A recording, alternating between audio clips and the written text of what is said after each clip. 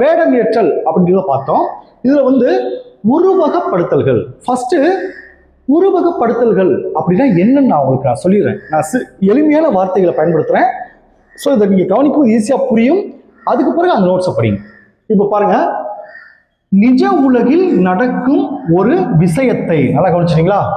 நிஜ உலகில் நடக்கும் ஒரு விஷயத்தை அல்லது ஒரு சிக்கலை, ஏதாவது ஒரு சிக்கல், நிஜ உலகில் நடக்கும், நல்லா கவனிச்சுங்க, ஒரு விஷயத்தை அல்லது ஒரு சிக்கலை, அடுத்து பாருங்க, அதே மாதிரியான ஒரு செயற்கையான சூழ்நிலையை உருவாக்கி, அதே மாதிரி அந்த நிஜ உலகத்தில் நடக்கிற ஒரு நிகழ்வையோ இல்லை ஒரு சிக்கலையோ அதை அப்படியே வந்து பார்த்தீங்கன்னா அதே மாதிரி ஒரு செயற்கையான சூழலை உருவாக்கி, ஒரு செயற்கையான சூழலை உருவாக்கி அதில் நாம் நடித்து பார்ப்பது அல்லது சோதித்து பார்ப்பது தான் உருவகப்படுத்தல் எனப்படும்.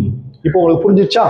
அதாவது நிஜ உலகில் நடக்கிற ஒரு நிகழ்வையோ இல்லை ஒரு சிக்கலையோ அதை அப்படியே எடுத்து செயற்கையாக, அதான் பாருங்க, அதே மாதிரி ஒரு செயற்கையான ஒரு சூழ்நிலையை உருவாக்கி அதில் நடித்து பார்ப்பது அல்லது அல்லது சோதித்து பார்ப்பது தான் உருவகப்படுத்தல் எனப்படும். சரிங்களா?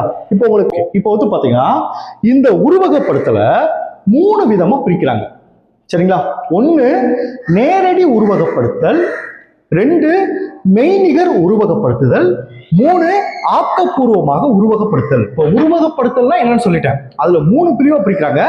நேரடி உருவகப்படுத்துதல், 2 மெய்நிகர் உருவகப்படுத்துதல், 3 ஆக்கப்பூர்வமாக உருவகப்படுத்துதல். ஃபர்ஸ்ட் 1 நேரடி உருவகப்படுத்தலாம் என்ன சார்?